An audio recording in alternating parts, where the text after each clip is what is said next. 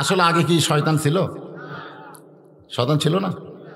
ও, এটাই বোঝানোর জন্যে মান আরাফা নফসাহু ফাকাদ আরাফা রব্বাহু। আপনারা বলেন তো, সেজদা করার আগে কেউ শয়তান ছিল না, সেজদা না করাই তো ইবলিস হয়ে গেল নাকি কোন? তাহলে ইবলিসকে কে নিষেধ করলো যে আদমকে সেজদা করিস না? তাহলে বোঝা গেল সেজদা করার আগেও শয়তান ছিল। তাছাড়া কে করলো? তাহলে সবচাইতে বড় শয়তানের নাম কি? ইবলিস না অহংকার? এ কথা কয় না কেন? আজকে এই জিনিসটা জেনে যান, সবচাইতে বড় শয়তানের নাম হলো অহংকার। যারা কোনো মতে ক্ষমতায় বসে কয় আমাকে নামাই কে, এরাই হলো বড় শয়তান। জোরে কোন কথা ঠিক? শয়তানক চেনেন না? সূরা নাসের মধ্যে আল্লাহ কি বলেছেন? খালি জিনকে তোমরা শয়তান বলে দোষ দিও না, মিনাল জিন্নাতি ওয়ান নাস, মানুষের মধ্যে হচ্ছে বড় শয়তান। সে শয়তান চিনেন আপনারা? আল্লাহ বলেন ইন্না শয়তানা লাকুম আদুওয়ান ফাত্তাখিযুহু আদুওয়ান ওয়ালাকাদ আদাল্লা মিনকুম জিবিল্লান কাসীরান আফালাম তাআকিলু।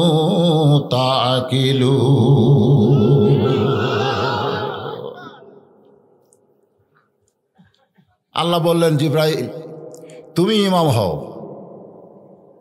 যে বললেন না আগামী জুমার দিনে যে প্রথম মসজিদে পা দিবে তাকে জিজ্ঞাসা করলেই বুঝতে পারবে মুসলমানেরা মানে আল্লাহর বান্দা জান্নাত কেমনে দেখবে, মনে আছে? হ্যাঁ, তো তুমি ইমাম হও আর সমস্ত ফেরেশতারা মুসল্লি হও। আদমকে কাবা বানায়া ফেরেশতা জিব্রাইল ইমাম হলেন, সমস্ত ফেরেশতা হলেন মুসল্লি। আল্লাহ বললেন উসজুদু লি আদামা, আদমকে সেজদা করো। সুবহানাল্লাহ কবেন না? আসলে সেজদার মালিককে আরো জোরে আল্লাহ। কিন্তু সে আল্লাহ কেন বললেন আদমকে সেজদা করো? মান আরাফা নফসাহু ফাকাদ আরাফা রব্বাহু। তুমি যখন তোমাকে চিনতে পারবে তোমার আল্লাহকেও তুমি চিনতে পারবে।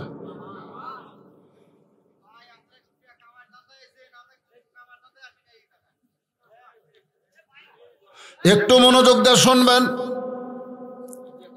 কারণ মাথায় যদি চুলকানি হয়, পায়ের পাতায় ঢোল কোম্পানি মানুষ মার্কা আওয়াজ দেয়া কোনো লাভ হবে? এজরেখন হবে? আমার চুলকানি হচ্ছে কোথায় আর ওষুধ মালিশ করি কোথায়? পায়ের পাতায়। তো বাইরে যাবে তো। আজকে আমাদের যুবকেরা কেন নামাজ পড়ে না? মেয়েরা কেন বেপরদা হয়ে ঘোরে? মুরব্বীরা চামড়া ঢিল, আল্লাহর সাথে দিছে মিল। এগুলো আমাদের বোঝার দরকার আছে না? এজরেখন আছে না? এক দাদা কয় এখনকার ছেলেরা সব খারাপ, একটা ছেলেও ভালো না। আমি দাদা করলাম দাদা আপনি যখন যুবক আছিলেন তখন কেমন আছিলেন? দাদা কয় আমি যা শয়তান আসনো ভাই। তার মানে বোঝা গেল একটা বয়স, এটা শয়তানি করারই বয়স। জোরে কর কথা ঠিক কিনা? এই বয়সটা যখন পার হয়ে যায় তখন চামড়া ঢিল, আল্লাহর সাথে দিছে মিল, ওর বিশ্বাস যে আমি আর বাঁচবো না, যে কোনো সময় মরব। কিন্তু আপনারা বলেন তো মৃত্যুর কথা এটা কি বুড়া হলে মনে হবে না সব সময় মনে রাখা লাগবে? কেন আমরা সব সময় মনে রাখতে পারি না? একটাই মাত্র কারণ হলো আমি আমাকে চিনতে পারি নাই। রথীন্দ্রনাথ একটা হিন্দু মানুষে গান গাইছে, পঞ্চআত্মা পঞ্চরূহ হিসাবেতে দেখা যায়, একেতে দুইয়েরই জনম পরমাত্মার মরণ নাই। কে বলে হে মানুষ মরে, মানুষ মরিলে তবে বিচার হবে কার। একটা হিন্দু মানুষ বুঝলো, আর আমরা মুসলমান হয়ে কিছুই বুঝলাম না। আজকে বোঝেন কেন ইন্নালিল্লাহ বলি? আমরা বোঝার দরকার আছে না নাই? দরকার আছে না নাই? আল্লাহর বান্দারা যে কথা বলতেছিলাম, হাজার হাজার খ্রিস্টানেরা একদিকে একত্র হয়ে গেছে, ইহুদি খ্রিস্টানেরা সবাই একত্র হয়ে গেছে। বর্তমানে গোটা বিশ্বে ইহুদি খ্রিস্টানদের মধ্যে কোনো দল নাই, ওরা সবাই এক। জোরে কোন ঠিক কিনা? আপনারা বলেন তো ফিলিস্তিনের মুসলমানকে এত মারতেছে, অথচ ছোট্ট একটা ইসরায়েলকে আমেরিকা কিছুই কয় না। কারণ কি? ইহুদি এবং খ্রিস্টান এরা তলে তলে এক। এমনকি হিন্দুরাও পর্যন্ত ইহুদি খ্রিস্টানদের সঙ্গে এক হয়ে গেছে, খালি মুসলমানের মধ্যে ফিতনা শুরু হয়েছে। ঠিক এখনো গোটা বিশ্বে মুসলমানের মধ্যে খালি ফেতনা, এতই ফেতনা, দোয়াল্লিন আর জোয়াল্লিন। একটা আমি নাচতে কয়, একটা জোরে কয়, একটা হাত এটি বাঁধে, একটা এটি বাঁধে, এই নিয়েই গন্ডগোল। কেউ কয় নূরের তৈরি, কেউ কয় মাটির তৈরি। এরকম একটা গন্ডগোল আছে না নাই? জোরে কান আছে না নাই? এই ফেতনা করতে করতে আমাকে আজরাইল এসে খাড়া হয়। হাজার হাজার খ্রিস্টানেরা একসাথে একত্র হয়ে মুসলমানদেরকে বলতেছে, রে মুসলমান, তোমরা যে আল্লাহকে বিশ্বাস করো সে আল্লাহ এখন কোথায় আছে? তোমাদের আল্লাহকে যে বিশ্বাস করো সে আল্লাহর ঢপটা কেমন? তোমাদের যে আল্লাহকে বিশ্বাস করো সে আল্লাহ কোন দিক হয়ে বসে আছে? তোমাদের আল্লাহর আগে এই পৃথিবীতে কে ছিল? তোমাদের আল্লাহ এখন কি করতেছে? তাহলে কয়টা হলো? আর বলেছে, তোমরা যে নবীকে নিয়ে পাগল হয়েছ, যেই নবীর নাম শুনলেই তোমরা দরুদ পড়ো, সেই নবী তোমাদেরকে কেমন মিথ্যা কথা বলেছে তোমরা জানো? নবী 7 আসমান পাড়ি দিয়ে কোন দরজা দিয়ে আল্লাহর আরশে গেল, এই দরজা দেখান লাগবে। এই 6টা প্রশ্নের সামনে সমস্ত মুসলমান কুপকাত হয়ে গেল যে আমরা আল্লাহকে বিশ্বাস করি, আল্লাহ দেখতে কেমন এটা কোনোদিন তো আমরা বলতে পারি না, কারণ আল্লাযীনা ইউমিনুনা বিল গায়ব, আমরা না দেখে আল্লাহকে বিশ্বাস করেছি। সুবহানাল্লাহ। আমরা কি আল্লাহকে দেখছি নাকি? অথচ আল্লাহ বলতেছেন, আনতা আবুদুল্লাহ কান্নাকা তারাহু, তোমরা যখন আমার ইবাদতের মধ্যে বান্দা হয়ে যাবে তখনই তোমরা আল্লাহকে দেখতে পাবে। এখন আমরা আল্লাহ দেখতে পারি না, কিন্তু আল্লাহ রাসূল বলতেছেন ইবাদতের মধ্যে যখন বান্দা হয়ে ঢুকবে তখন আল্লাহকে তোমরা দেখতে পাবে। আমরা তো পাই না, কারণ কি? আপনার জীবন আছে না নাই? যেরকম আছে না নাই? দেখছেন কোনোদিন? দেখছেন? আপনি বলেন তো যে আপনার জীবনকে আপনি যেরকম বিশ্বাস করেন আমার আল্লাহকে কি সেরকম বিশ্বাস করেন? করেন না। আপনি জীবনকে যে ভালোবাসেন আল্লাহকে কি ততটুকু ভালোবাসেন? যে জীবনও তো আপনি দেখেন নাই, তো সেই জীবনকে এত ভালোবাসেন না দেখে আল্লাহর জন্যে আমরা সে জীবন দিতে চাই না কেন? আল্লাহ বলেছেন, আমাকে না দেখে আমার জন্য যারা জীবন দিবে, ওয়ালা তাকুলু লিমান ইউকতালু ফি সাবিলিল্লাহি আমওয়াতুন বাল আহইয়াউ ওয়ালাকিন লা তাশউরুন। আমি আল্লাহ বলতেছি তাদের জীবন থেকে মৃত্যু শব্দটা আমি উঠাইয়া দেব। তাদের জীবনে কোনোদিন মৃত্যুই নাই, বরং আমি আল্লাহ বলেছি তারা সব সময় জীবিত। জোরে কান সুবহানাল্লাহ। আসেন একটু মনোযোগ দিয়ে শোনেন। পৃথিবীর সমস্ত মুসলমানেরা এই 6টা প্রশ্নের কাছে যখন কুপকাত, সমস্ত মুসলমান চিন্তায় পড়ে গেল, কারণ খ্রিস্টান ইহুদিরা শর্ত দিছে উত্তর দিবার পারলে আমরা সবাই মুসলমান হয়ে যাব, আর উত্তর দিবার যদি না পারো তাহলে মিডিয়ার মাধ্যমে প্রচার করব ইসলাম হলো একটা ভুয়া ধর্ম। খালি নাউযুবিল্লাহ করলে হবে না তো। বর্তমান আমাকে ইসলামের যে সাইজ, হিন্দুরা পর্যন্ত আমাকে ঘৃণা করে জানেন। আমার এলাকার এক লোক গরু বিক্রি করে যায়, দুধের গরু বেচা হয় না, ধাপের অর্ডার দিয়ে যায়, বেচা হয় না। তো একজন কাছে তুই যদি হিন্দু সাজে গরু আনিস তাহলে বেচা হবে, হিন্দু সাজা লাগবে। এই মুসলমান সাজে তুই গরু বেচে পারবো না, তোকে সব অবিশ্বাস করে। পরে ওই কি করছে, ধুতি পরে, বুঝছেন, একটা গেঞ্জি গাওয়ার দিয়ে কপালত একটা তিলত দিয়ে ওই দুধের গরু নিয়ে গেছে। সবাই বলতেছে হিন্দু বারে মিথ্যা কবে না, হিন্দু মানুষ মিথ্যা কয় না রে। গরু বিক্রি হয়ে গেছে। মুসলমান সাজে 5 হাট কেউ নেয় না, আর হিন্দু সাজিছে 1 হাটই বেচা শেষ। হাসতেছে।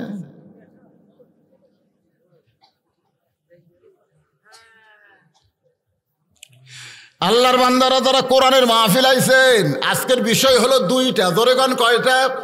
একটা হলো কোরআন আর একটা হলো আল্লাহ ওয়ালাদের কথা। কোরআন হলো ইন্না লিল্লাহি ওয়া ইন্না ইলাইহি রাজিউন, আর আল্লাহ ওয়ালাদের কথা হলো মান আরাফা নফসাহু ফাকাদ আরাফা রাব্বাহু।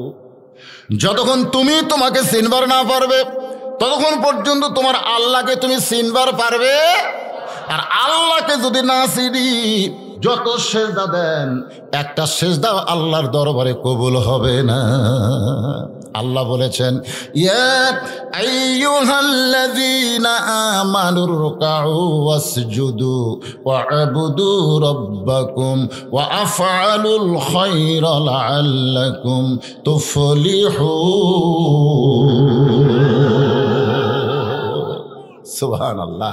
আসেন আর ভূমিকা লম্বা না করে এখন এতক্ষণ পর্যন্ত যে কথাগুলো বললাম এগুলো আপনাকে বুঝাই দেই, কিন্তু বোঝানোর দরকার আছে না নাই? আছে। এখন প্রথম যে কথাটা বলেছি সেটা কি? প্রথম যে কথাটা হলো, আগামী জুমার দিনে ফজরের নামাজ জুমার নামাজের সময় যে মুসল্লি সর্বপ্রথম আসবে তাকে পরীক্ষা করলেই জানতে পারবে এত বড় জান্নাত আল্লাহর বান্দারা কেমনে দেখবে। আজান দিয়েছেন হযরত বেলাল, পৃথিবীর শ্রেষ্ঠ মুয়াজ্জিন। দুনিয়ার যত মুয়াজ্জিন আজান দেয় এই আজান কিন্তু মানুষের কানে যায়, আবার অনেকে শুনবারও পায় না। আর হযরত বেলাল যখন আজান দেয় ওই আজান আল্লাহর আরশ পর্যন্ত পৌঁছে যায়। আহারে, আপনারা এখন বলেন তো যে হযরত বেলালের আজানের মধ্যে এমন কি গুরুত্ব যে গুরুত্বর কারণে আল্লাহর আরশ পর্যন্ত পৌঁছে যায়? কারণ সর্বপ্রথম হযরত বেলাল ঈমান গ্রহণ করার কারণে আল্লাহ তাআলা বেলালের জন্য একটা কোরআনের আয়াত নাজিল করেছেন। খুব খেয়াল করবেন, হযরত বেলালের জন্য আল্লাহ কোরআনের আয়াত নাজিল করেছেন। এর আগে আবু বকর ঈমান গ্রহণ করেছে, আল্লাহ কোরআনের আয়াত নাজিল করে নাই। খাদিজাতুল কুবরা ঈমান গ্রহণ করেছে, আল্লাহ কোরআনের আয়াত নাজিল করে নাই। হযরত আলী ঈমান গ্রহণ করেছে, আল্লাহ কোরআনের আয়াত নাজিল করে নাই। আব্দুর রহমান ইবনে আওফ ঈমান গ্রহণ করেছে, আল্লাহ কোরআনের আয়াত নাজিল করে নাই। কিন্তু বেলাল যখন ঈমান গ্রহণ করলো আল্লাহ সঙ্গে সঙ্গে আয়াত নাজিল করে বললেন, ইন্নাল্লাযীনা ক্বালু রাব্বুনাল্লাহু সুম্মা ইসতাকামু তাতানাজ্জালু আলাইহিমুল মালাইকা আল্লা তাখাফু ওয়া লা তাহজানু ওয়া আবশিরু বিল জান্নাতিল্লাতী কুনতুম তুআদুন। আপনার বলেন তো এর মধ্যে কারণ কি? আবু বকর রাদিয়াল্লাহু ঈমান গ্রহণ করেছে, আবু বকর রাদিয়াল্লাহু স্বাধীন ছিল। ধরে কোন কি ছিল? স্বাধীন। বোঝেন আপনারা? খাদিজাতুল কুবরা স্বাধীন ছিল, ওসমান গনি স্বাধীন ছিল, হযরত আলী স্বাধীন ছিল, কিন্তু হযরত বেলাল ছিল গোলাম। এই গোলাম থাকার কারণে আল্লাহ আয়াত নাজিল করছে, বেলাল খালি ঈমান গ্রহণ করলে হবে না, ঈমান গ্রহণ করার পরে নানা রকম নির্যাতন আসবে, নিষ্পেষণ আসবে, এরপরে ঈমানের উপরে ইস্তেকাম থাকতে হবে, অটল থাকতে হবে। আপনার বলেন তো হযরত বেলাল অটল ছিলেন না? কি করছে তার জীবনে পড়ে দেখেন, শুধুমাত্র তার কোনো দোষ নাই, কিন্তু একটাই দোষ, ঈমান গ্রহণ করছে। এই ঈমান গ্রহণ করার অপরাধে সারাদিন বেলালকে মারছে, সারা রাত বুকে পাথর চাপা দিয়ে রাখছে। আবার সকালবেলাও যখন দেখে বেলালের পাথর নিঃশ্বাসের সঙ্গে উঠতেছে আর ডাবতেছে, আবু জেহেল দৌড়ে এসে বেলালের মুখের কাছে কানটা লাগায় শোনে, তখনও বেলাল আল্লাহর জিকির করতেছে। আবু জেহেল চিল্লায় বলে, যে পাথর আমরা 20-25 জন ধরে বেলালের বুকের উপরে চাপা দিলাম, আর সেই পাথর নিঃশ্বাসের সঙ্গে উঠতেছে আর ডাবতেছে, আমার মনে হয় ঈমানের পাওয়ার অনেক বেশি। এ কথা আবু জেহেল বলেছে। সুবহানাল্লাহ না কেন? এখন আপনার বলেন তো, একটা কাফের বলতেছে আমার বিশ্বাস ঈমানের পাওয়ার অনেক বেশি, তারপরও আবু জেহেল ঈমান গ্রহণ করেনি কেন? হ্যাঁ, আজকে আমাদের বাংলাদেশেও অনেকে ঈমান গ্রহণ করে নাই। একটাই কারণ, তাদের ভিতরে ক্ষমতার লোভ। জোরে খান, কিসের লোভ? অথচ আল্লাহ বলেছেন, তো ইজ্জু মান তাশা, পড়েন, তো ইজ্জু মান তাশা ওয়া তুযিল্লু মান তাশা বিয়াদিকাল খায়র ইন্নাকা আলা কুল্লি শাইইন কাদির। বেলালের জিহ্বার মধ্যে পেরেক মারা হলো যেন আল্লাহর জিকির বন্ধ হয়ে যায়, জিব্বার মধ্যে পেরেক মারার পরও বেলালের জিব্বার আগা আল্লাহ আল্লাহ আহাদ আহাদ জিকির করতেছে। হাজার হাজার মানুষ বেলালের মরার দৃশ্য দেখতেছে। এখানে সবাই তালি বাজায়, বেলালের এমন কষ্টে কথা বলার কোনো মানুষ নাই। এমন সময় বেলালের ভাই সুবহানাল্লাহ কোন, হয়তো বলবেন হুজুর বেলালের ভাই কেমনে? রাসূল বলেছেন কুল্লু মুসলিমুন ইখওয়া, প্রত্যেকটা মুসলমান ভাই ভাই। বেলালের সবচাইতে আপন ভাই নাম হলো আবু বকর। 1000 টাকার বিনিময়ে সোনার টাকা দিয়া বেলালকে মুক্ত করে যখন নবীর দরবারে হাজির করেছে, আল্লাহর নবী বেলালের কপালে চুমাতে বলে, বেলাল তোমার জন্য আল্লাহ কোরআনের আয়াত নাজিল করেছে। ও বেলাল, আমি রাসূল বলতেছি তোমার কোনো ভয় নাই, তোমার কোনো চিন্তা নাই। ও আবশিরু বিল জান্নাহ, এই দুনিয়া থেকে বিদায় নেওয়ার সঙ্গে সঙ্গে আমার আল্লাহ তাআলা তোমার জন্য 8টা জান্নাতের দরজা খুলে দিবে। সালামুন আলাইকুম তিবতুম ফাদখুলুহা খালিদিন। বেলাল চোখের পানি বের করে কাঁদতেছে। রাসূল বলে, বেলাল বেহেশতের সুসংবাদ দিলাম, এরপরও কান্দো কেন? বেলাল বলে, রাসূল আল্লাহ, আল্লাহর জিকিরের মধ্যে এত মজা, আমার জান্নাতের কোনো দরকার নাই। সুবহানাল্লাহ কোন। ওরা যখন আমাকে মারছে, বুকে পাথর চাপা দিয়ে রাখছে, তখন আমি আল্লাহর জিকির করে এমন মজা পাইছি, যেই মজা কলিজায়, ওই মজা আল্লাহর জান্নাতের ভিতরে নাই। আজকে আমাদের বাংলাদেশে অনেক জাকের দেখবেন জিকির করতে করতে পাগল হয়ে যায়, যায় কি যায় না? আমরা অনেক সময় বলি লোকটা পাগল হয়ে গেছে। আসলে কি পাগল? আসলে আল্লাহর জিকিরের মধ্যে মজা পাইছে। বেলাল বলে, রাসূলুল্লাহ মরে গেলে জান্নাত পাবো, কিন্তু এত কষ্ট স্বীকার করার পরে এই দুনিয়া থেকে আমার কোনো পুরস্কার নাই। কারণ বেলাল যখন মোনাজাত করে, সে মোনাজাতের মধ্যে বেলাল বলে, রব্বানা আতিনা ফিদ দুনিয়া হাসানাতাও ওয়া ফিল আখিরাতি হাসানা। আগে দুনিয়া যদি সুন্দর না হয়, তার আখিরাত কোনোদিনও সুন্দর হবে? যারা কেন সুন্দর হবে? তা আমার দুনিয়ার পুরস্কার কি? আল্লাহ রাসূল বলে, বেলাল এই দুনিয়াতে তুমি আবার কি চাও? বেলাল বলে, হুজুর দুনিয়াতে আমি একটু মুয়াজ্জিন হয়ে যে আল্লাহ জিকির করে পিটন খাইছি, ওই আল্লাহকে বড় আকারে, আল্লাহ আমার মহান, সেটা বড়ত্ব আকারে আমি একটু প্রচার করতে চাই। জোরে কোন সুবহানাল্লাহ। আল্লাহ রাসূল বেলালের কপালে চুমা দিয়ে বললেন, বেলাল এই পরিবেশ বর্তমানে মক্কাত নাই। তুমি যে জোরে আল্লাহু আকবার কবা, সেই পরিবেশ বর্তমানে মক্কাত নাই। এই পরিবেশ যেদিন সৃষ্টি হবে, এই পরিবেশ যেদিন তৈরি হবে, সেদিন তুমি সর্বপ্রথম জোরে আজান দিবে। জোরে কোন সুবহানাল্লাহ। আপনারা বলেন তো, বর্তমানে আমাদের বাংলাদেশে এই পরিবেশ আছে? কি মনে হয়? না। মুয়াজ্জিন যদি ভিন্ন ভিন্ন আজান দেয়, আপনাদের এলাকার যত গ্রাম আছে, প্রত্যেক গ্রামে মুয়াজ্জিন যদি মাইকে আজান দেয়, কেউ আপত্তি করবে না। কিন্তু সব মুয়াজ্জিন যদি সলঙ্গা থানার কাছে এক হয়ে আজান দেয়, সমস্ত মুয়াজ্জিন যত মুয়াজ্জিন আছে সব মুয়াজ্জিন সলঙ্গা থানার কাছে যায় বলতেছে আল্লাহু আকবার, এই কথা যদি বলে, আপনারা বলেন তো পুলিশ কি ভিতরে থাকবে না বাইরে আসবে? বাইরে এসে বলবে, তোরা একত্র হলি কেন? ভিন্ন ভিন্ন আজান দে, আমাদের কোনো আপত্তি নেই, কিন্তু একত্র হলি করোনা ধরবি। আপনারা তো যেভাবে বসে আছেন, কি আপনারা তো যেভাবে বসে আছেন, করোনা ধরবে? আল্লাহ যদি না ধরায়, করোনার কোনো ক্ষমতা আছে? এটাই তো আল্লাহ বললেন, মানিল্লাহ। তুমি কোন আল্লাহ? করোনার কোনো শক্তি নাই, সমস্ত শক্তিকার আল্লাযী খলাকাল মাউতা ওয়াল হায়াতা, মৃত্যু এবং হায়াতকে সৃষ্টি করেছেন কে? আল্লাহ যদি বাঁচায়, করোনা কোনোদিন মারতে পারে না। আর আল্লাহ যদি মারে, দুনিয়ার কেউ আপনাকে বাঁচাতে পারবে? এরই নাম হলো ঈমান। হাজার হাজার মুসলমান আলেমেরা বেকায়দায় পড়ে গেছে। এমন সময় 13 বছর 6 মাস বয়সের একটা কিশোর ছেলে, নাম হলো নোমান ইবনে সাবিত। হাজার হাজার আলেমেরা বেকায়দা। এমন সময় 13 বছর 6 মাস বয়সের একটা কিশোর ছেলে, নাম কি? নোমান ইবনে সাবিত। ওই খ্রিস্টান ইহুদির এলাকায় ঢুকছে, যারা অহংকার করে বলতেছে যে 6টা প্রশ্নের উত্তর দিবার পারলে আমরা মুসলমান হব, না দিবার পারলে গোটা বিশ্ব মিডিয়ার মাধ্যমে প্রচার করে দেব ইসলাম হলো ভুয়া জাত। আপনারা বলেন ইসলাম কি ভুয়া? সব কি না ইসলাম ছাড়া সব? হ্যাঁ, এই কথাটা বলা লাগবে। এটা আমার কথা না, কথা কার? আল্লাহ কোরআনে বললেন ওয়ামাইয়াবতাগি গায়রাল ইসলাম দীনান ফালাই ইউকবালা মিনহু।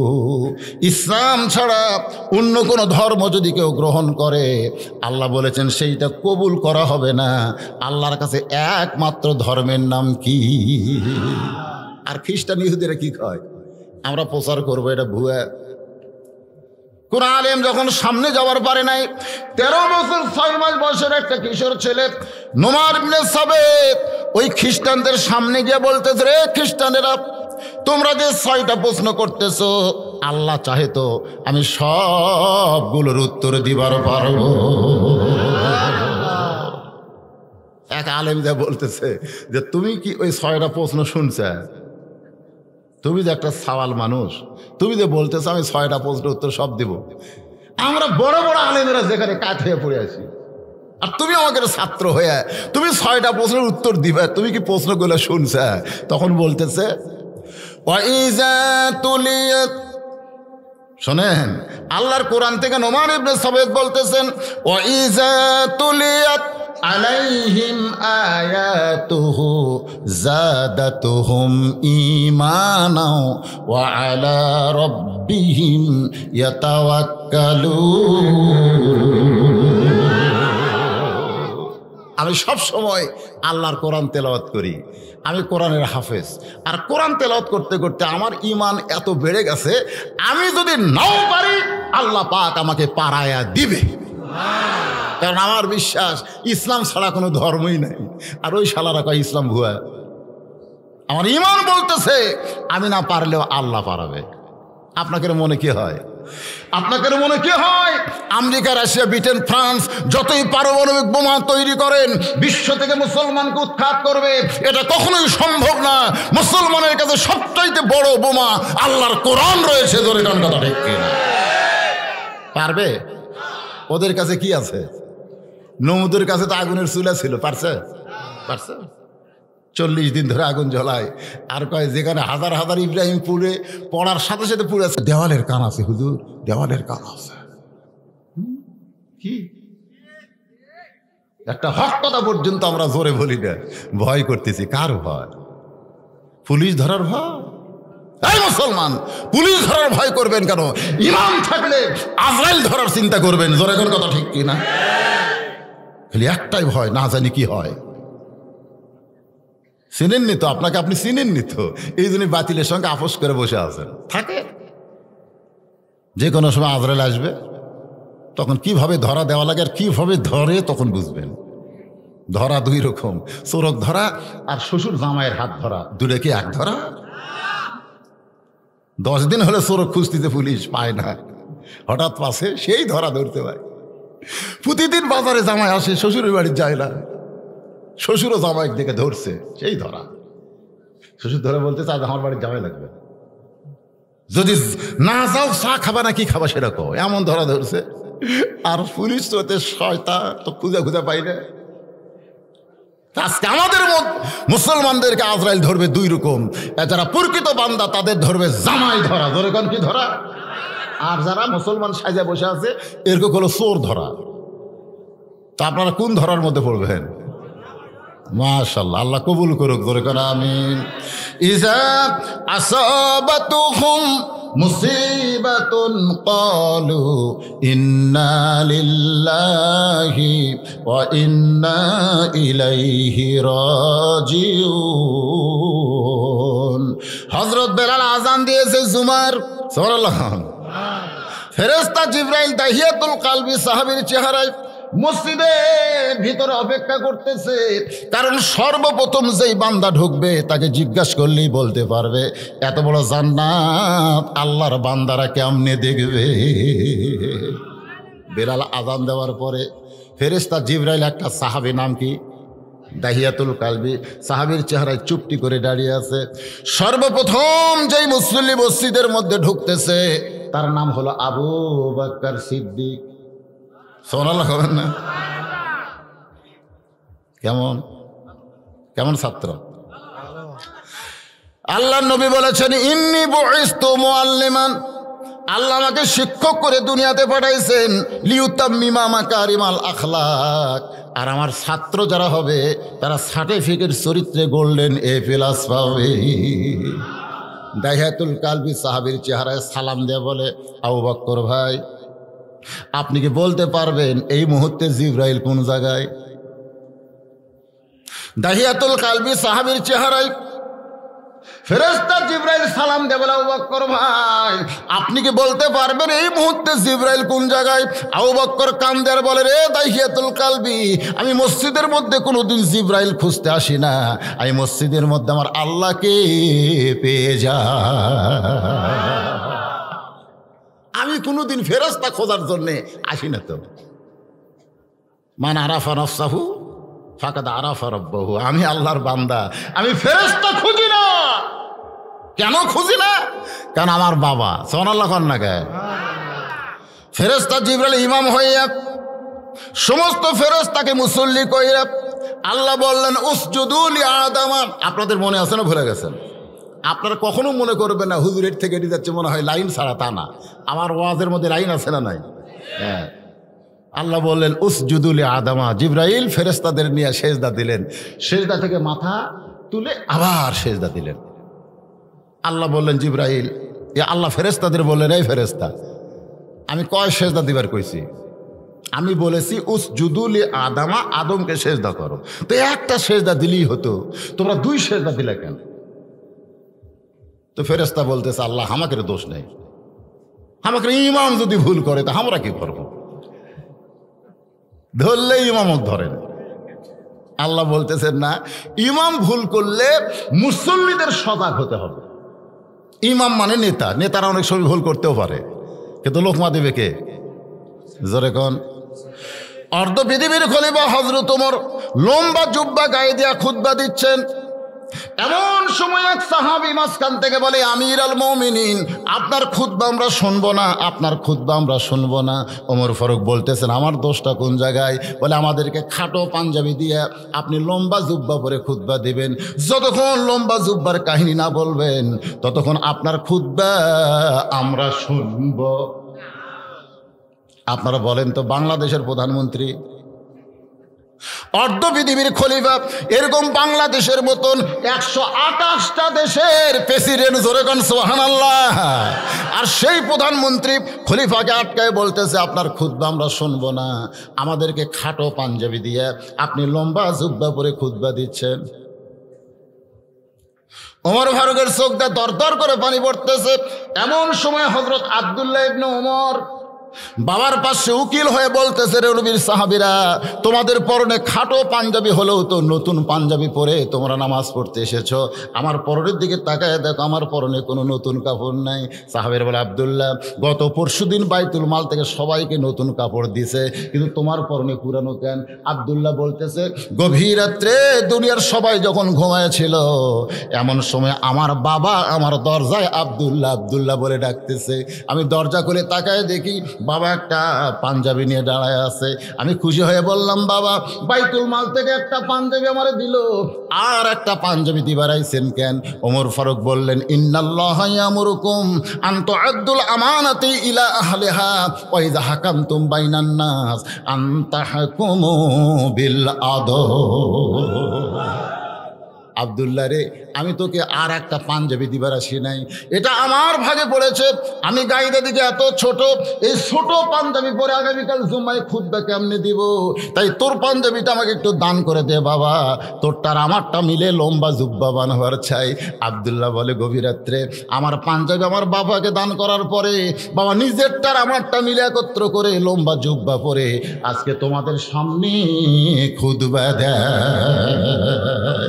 সমস্ত সাহাবীরা কান্দের বলে, আল্লাহ, যতদিন লোকমা থাকবে দুনিয়ায় ততদিন খারাপ নেতা কোনোদিন মানুষের কাছে আসবে না। সুবহানাল্লাহ কবেন না? যাই আসে তাই ভোট চায়, আর আপনারা কি কন? সামনে নির্বাচন আছে না নাই? যাই আসতে দেন, ভোট দেন। আল্লাহ বলেছে, ওয়াইযা হাকামতুম বাইনান নাস আন তাহকুমু বিল আদল, মানুষের মধ্যে তাকে নির্বাচন করবা যার মধ্যে আদল ইনসাফ আছে। চেয়ারম্যান হয়ে যত খারাপ কাম করবে একলাই চেয়ারম্যানের পাপ হবে না, যারা ভোট দেওয়া চেয়ারম্যান বানাছে ওদের আমল নামাও পাপ চলে আসবে। চেয়ারম্যান হয়ে ভালো কাজ করবে, চেয়ারম্যান একলা সব পাবে না, যারা ভোট দিছে ওদের আমল নামাও আল্লাহ সব দিয়ে দিবে। এখন বুঝেন কাক দিবেন? না দেওয়া একটা, না দেওয়া আবার পাপ। আপনি নিজের অধিকারকে মান আরাফা রফসাহু ফাকাদ আরাফা রব্বাহু, আপনি কে এটা আপনি বুঝতে পারলেন না। দেওয়ার আগে ভোট হয়, এটা আমরা অন্যায়ের সাথে আপোষ করছি। আমাদের মধ্যে কোনো আন্দোলন নাই। শোনেন, বাড়িওয়ালা যদি ন্যাংরা হয় আর চোর যদি আমার মতন জুয়ান তাগড়াও হয়, বাড়িওয়ালা ন্যাংরা হাঁটতে পারে না, বাড়ির মধ্যে আছে, চোর যায় কেবল দরজা হাত দিছে, ন্যাংরা বলতেছে কে রে, সঙ্গে সঙ্গে চোর দৌড়। আপনার বলেন তো শক্তিশালী চোর দৌড় মারল কেন? কারণ চোর যেটা করতেছে এটা অন্যায়, আর বাড়িওয়ালা যেটা বলতেছে এটা হলো ন্যায়। আমরা হলাম বাড়িওয়ালা, আমরা ন্যায়পরায়ণ মানুষ। আমরা যতই ভোট চুর করুক আর যাই করুক, কিন্তু আমরা কে রে শব্দটা বলতে পারতেছি না। তোরে গানটা তাহলে একবার কে রে কয়ে থাকে, কষে না কয়ে কয় ভোট চুরি হলো, না কয়ে।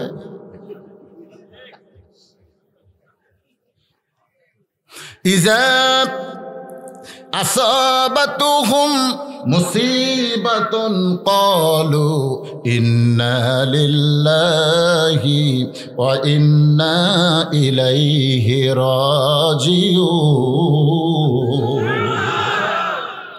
দাহিয়াতুল কালবি সাহাবীর চেহারায় জিবরাইল বারবার বলতেছে, আপনি কি বলতে পারবেন জিবরাইল কোন জায়গায়? আবু বকর বলে, রে দাহিয়াতুল কালবি, আমি জিবরাইল খোঁজ করতে আসি না, আমি মসজিদে আসি কার খোঁজে? আরো জোরে। আপনারা মসজিদে যান কার খোঁজে? আল্লাহর খোঁজে।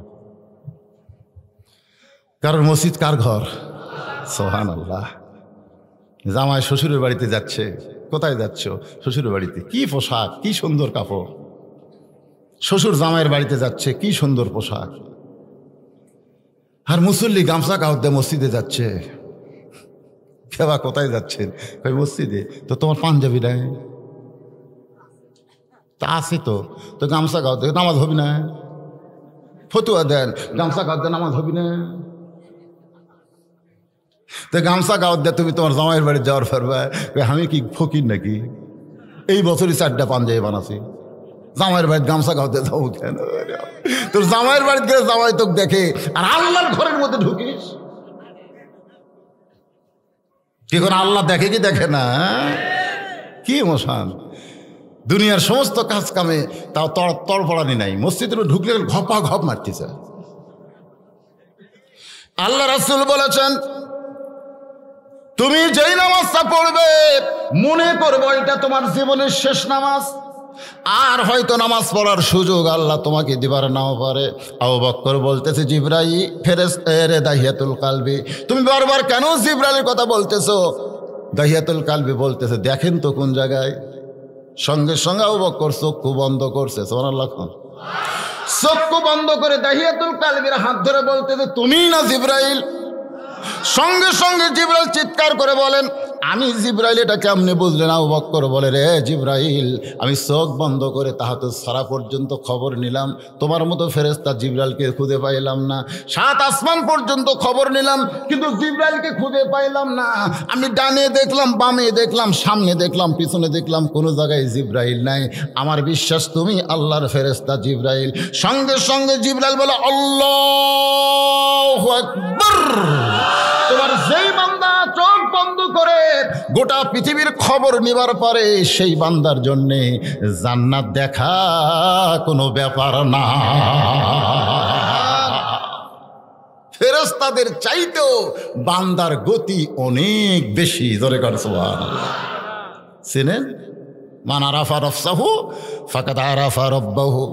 আমি আপনাকে চিনতে পারি নাই, আমি আমারে চিনতে পারি না, এই জন্য আমার আল্লাহকে আমি বুঝতে পারি নাই। একটু মনোযোগ দিয়ে শুনবেন। আল্লাহ ডাক দিয়ে বলে, রে ফেরেশতারা, ইমাম ভুল করতে পারে, কিন্তু তোমরা ভুল করলে কেন? তোমরা কেন ভুল করলে? তো বলতেছে, আল্লাহ আমাকে ধরেন না, আল্লাহ জিবরাইলকে ধরেন। তা আল্লাহ জিবরাইলকে বলতেছে, জিবরাইল উসজুদু লি আদামা শব্দের অর্থ কি? জিবরাইল বলতেছে, আল্লাহ উসজুদু লি আদামার শব্দের অর্থ হলো আদমকে সেজদা করো। তো একটা সেজদা দিলেই হবে, তুমি দুটা দিলা কেন? ফেরেশতা জিবরাইল বলতেছে, আল্লাহ আমি দুটা কেন দিছি এটা কেউ না জানলেও আপনি জানেন। জোরে এখন সুবহানাল্লাহ। আপনারা বলেন তো কোন জিনিস আল্লাহ জানে না? সবই জানে। যেটা গোপনে করেন প্রকাশ্যে, আরে কি কথা! এই ইমানটা যদি আমাদের থাকতো যে আমি যাই করি কেউ না জানলে আমার আল্লাহ জানে, খালি এই বিশ্বাসটা যদি আমাদের কলিজায় থাকতো, আমাদের দ্বারা কোনো অন্যায় কাজ হতো। গোপনে করতেছি, কেউ জান না, গল্প করতেছি, আমি যা গোপনে কাম করছি ভাই কেউ জানে না। দরজা জানলা বন্ধ করে দেবো, ভোর চোর সমানে সিল মারছে। সকালে এসে বলতেছে কেউ দেখেনি, খালি আমি একলা। কি মনে করতেছেন? খালি একটা বিশ্বাস করেন যে কেউ না দেখলেও কে দেখতেছে, কেউ না জানলেও কে জানতেছে। হ্যাঁ, আমার মুখের না, আমার অন্তরের খবর। আল্লাহু আলিমুম বিজাতিস সুদুর। আল্লাহর বান্দা একটু খেয়াল করেন যে আমরা বড় বড় আলেম যেখানে কুফকাত, সেখানে তুমি 6টা প্রশ্নের উত্তর কেমনে দিবে? নুমার ইবনে সাবিত বলতেছে, আমার ঈমান বলতেছে আমি না পারলেও আল্লাহ আমাকে পারাবে। সুবহানাল্লাহ খান বাজান গো। এই নুমার ইবনে সাবিতটা কে? যিনি মাদ্রাসায় লেখাপড়া করতেন, পায়ের মধ্যে স্যান্ডেল নাই, পায়ের মধ্যে স্যান্ডেল নাই। জোরে কোন কি নাই? ওস্তাদ ডাক দেয়, বলে নোমান রে, মাদ্রাসা ছুটি হলে তুই আমার কামরায় যাবি। মাদ্রাসা ছুটি হলে যখন কামরায় গেছে, ওস্তাদ চকির তল থেকে একটা কাপড়ের জুতা বের করে বলে, বাজান এই জুতা আগে আমি পায়ে দিতাম, কিন্তু এখন পুরাতন হয়ে গেছে, আমি আর পায়ে দেই না। এই মরুভূমির বালির মধ্যে খালি পায়ে হেঁটে হেঁটে মাদ্রাসায় আসিস, তোর কষ্ট হয়, এই জুতা জোড়া তোরে দিলাম, তুই জুতা পায়ে দিয়ে আগামীকাল থেকে মাদ্রাসায় চলে আসবি। নোমান ইবনে সাবিত ওস্তাদের জুতা বগলের মধ্যে নিয়ে, বগলের তলে নিয়ে বাড়ির দিকে যায় আর চিন্তা করে, যেই জুতা আমার হুজুর পায়ে দিছে, সেই জুতা আমি যদি পায়ে দিই হুজুরের সামনে বেয়াদবি হয়ে যাবে। হুজুর আমাকে দিছে পরার জন্যে, আমি পরবো তবে পায়ে পরবো না।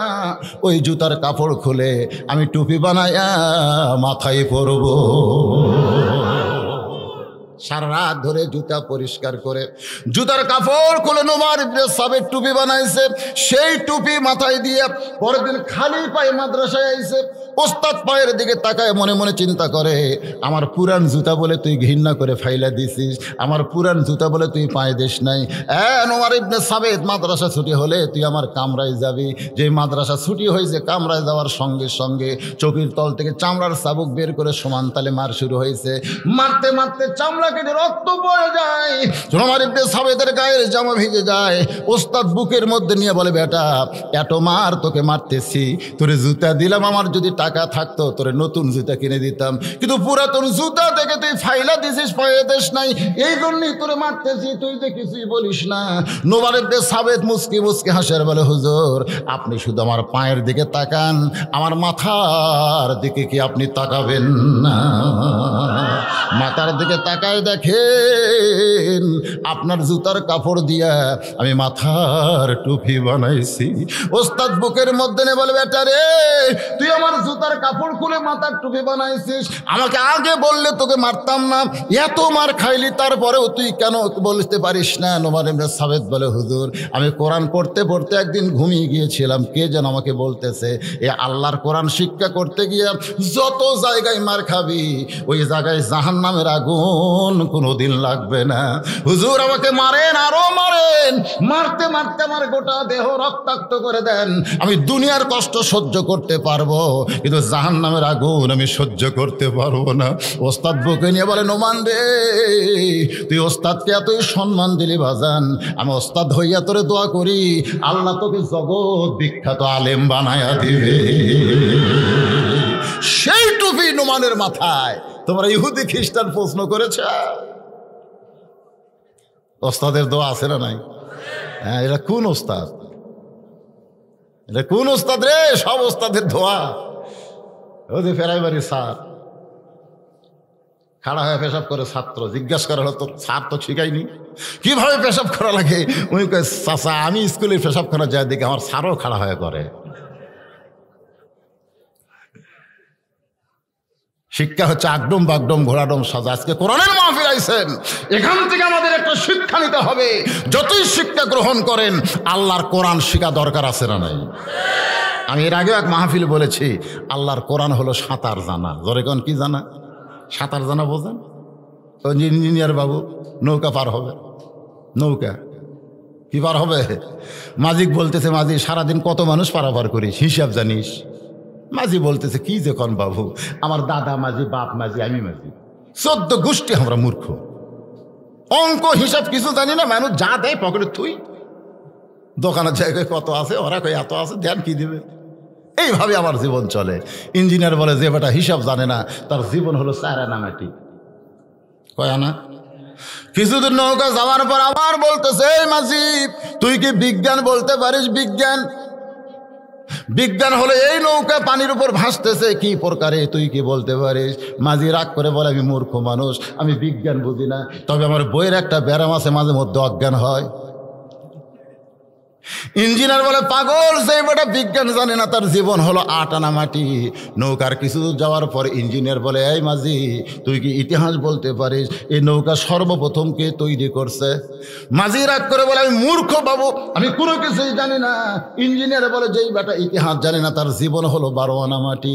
নৌকা তখন নদীর মাঝখানে, পূর্ব আকাশে ম্যাঘ করে উঠছে ঝড়, এত জোরে ঝড় উঠছে নৌকা খালি টলমল টলমল করতেছে। ইঞ্জিনিয়ার চিল্লাই বলে, মাঝি রে, যে জোরে ঝড় উঠলো নৌকা বুঝি ডুবে যায়, নৌকা বুঝি ডুবে যায়। মাঝি চিল্লাই বলে, ডুবুক নৌকা, আমার চিন্তা নাই।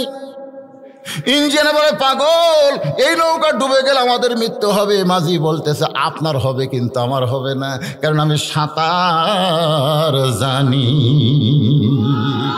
ইঞ্জিনিয়ার বলতেছে, মাঝি রে, আমি তো সাঁতার জানি না। মাঝি বলতেছে, আপনি অঙ্ক জানেন, কত ফুট পানির তলের গোতানে খাবেন আপনি হিসাব করেন। আপনি বিজ্ঞান জানেন, কোন বিজ্ঞান আপনাকে বাঁচাবে? আপনারা বলেছেন পানির অপর নাম জীবন, কিন্তু যেই বেটা সাঁতার জানে না, নৌকা ডুবে গেলে অপর নাম জীবন না মরণ বিজ্ঞান বলে দিবে। 3 নম্বর, আপনি বলেছেন ইতিহাস, কোন ইতিহাসের মধ্যে আপনার নাম লেখা থাকবে? আজকে যারা কোরআনের মাহফিল আইছেন ভাইজান, যত শিক্ষাই শিখেন না কেন, এই শিক্ষাটা হলো বৈষয়িক শিক্ষা, দুনিয়ার উপকার দিবে, কিন্তু আল্লাহর কোরআন হলো সাঁতার। কঠিন হাসরের ময়দানে ঘামের সাগরে মধ্যে যখন হাবুডুবু খাবেন, সেই দিন এই কোরআন সাঁতরায়া সাঁতরায়া প্রত্যেকটা কোরআন প্রেমিকদেরকে আল্লাহর জান্নাতে পৌঁছায়া দিবে।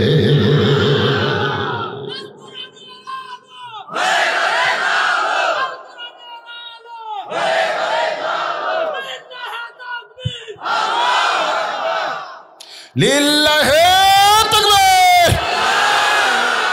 তাকবীরটা এই জন্যই দিলাম, 12টা পার হয়ে গেছে। তো 12টা পার হলে কি হবে? আপনাদের চেহারা দেখে মনে হচ্ছে কেবল 10টা বাজতেছে।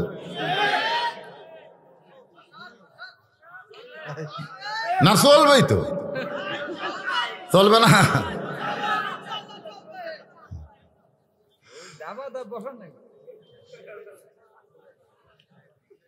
হ্যাঁ, তোমরা বিরক্ত করো না, তোমরা ঠান্ডা হয়ে বসে থাকো, বোঝো না বাবা? এই দিকের লোকগুলো ঘামেও দেখতে পাচ্ছি না, ওরা কি বিপদ।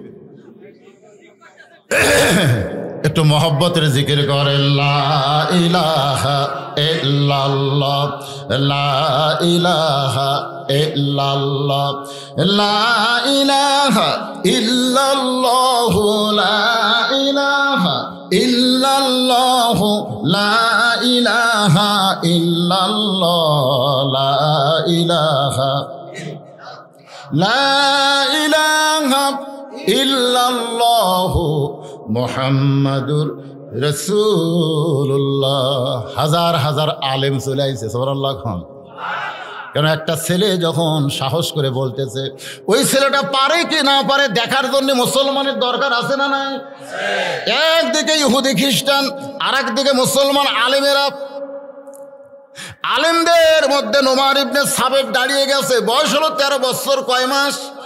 6 মাস। একটা কিশোর ছেলে। আর হাজার হাজার খ্রিস্টানদের মধ্যে একজন সভাপতি হয়ে চেয়ারে বসে পড়ছে। সভাপতি, জোরে কোন কি? সভাপতি বোঝেন না? গোটা মাহফিলে একজন সভাপতি থাকে, ওইখানে মুসলমান খ্রিস্টানদের মধ্যে দ্বন্দ্ব, একজন সভাপতি হইয়া গোটা অনুষ্ঠান পরিচালনা করতেছে। এবার খ্রিস্টানদের সভাপতি বলতেছে, রে মুসলমানেরা, আমরা তোমাদের আল্লাহ ব্যাপারে 5টা প্রশ্ন করেছি। 1 নম্বর, তোমাদের আল্লাহ কোথায় আছে? 2 নম্বর, আল্লাহ এখন কি করতেছে? 3 নম্বর, তোমাদের আল্লাহ দেখতে কেমন? 4 নম্বর, তোমাদের আল্লাহর ঢপটা কেমন, কোন দিক হয়ে বসে আছে? 5 নম্বর হলো, তোমাদের আল্লাহর আগে এই পৃথিবীতে কে ছিল? ওদের ধারণা হলো যে আমাদের আগে আমার বাপ, তার আগে দাদা, তার আগে পরদাদা, তাহলে আল্লাহর আগে কে ছিল? মাঝে মধ্যে আমি যখন ছোট ছিলাম না, আমার মনে মনে হচ্ছিল আল্লাহর আগে কি আসল, এরকম কিন্তু আমাকেও মাঝে মধ্যে মনে হয়। কিন্তু সঙ্গে সঙ্গে আমাদের ঈমান কি বলে? লা ইলাহা ইল্লাল্লাহু মুহাম্মাদুর। এটা আমাকে ঈমান বলে, কিন্তু যারা বেঈমান তারা তো এরকম চিন্তা করতে পারে কি পারে না? তোমাদের নবী কোন দরজা দিয়ে আল্লাহর আরশে গেছে? তোমরা বলো 7 আসমান পাড়ি দিয়ে আল্লাহর আরশে গেছে। আল্লাহর সঙ্গে নবীর দেখা হয়েছে, নবী 5 ওয়াক্ত নামাজ পাইছে। সেই নামাজ আজকে আমরা আদায় করার জন্য মসজিদ করেছি, সেই মসজিদের উন্নয়নে আজকে মাহফিল চলতেছে। ধরে কোন কথা ঠিক কি না? কোন দরজা দিয়ে গেছে? দরজা দেখার লাগবে। সমস্ত আলেমেরা নোমান ইবনে সাবিতকে বলে, বাজান ওই 6টা প্রশ্নের কাছে আমরা কিন্তু কিছুই না, তুমি সাহস করেছো, এখন যাও। নোমান ইবনে সাবিত মাথার টুপি খুলে চুমু দিছে। জোরে কোন সুবহানাল্লাহ। টুপিটা আসলে কি? হুজুরের পায়ের জুতার কাপড় দিয়ে বানাইছে, আর হুজুর বুকের মধ্যে নিয়ে বলেছে, আল্লাহ তোকে বিশ্ববিখ্যাত আলেম বানাবে। আপনারা বলেন তো, টুপি নবীর সুন্নত, আবার হুজুরের দোয়া, এর চাইতে বেশি কিছু লাগে? খ্রিস্টান সভাপতির সামনে গিয়ে বলতেছে, রে সভাপতি, তুমি যে 6টা প্রশ্ন করেছো, এই 6টা প্রশ্নের উত্তর তোমার জানা আছে?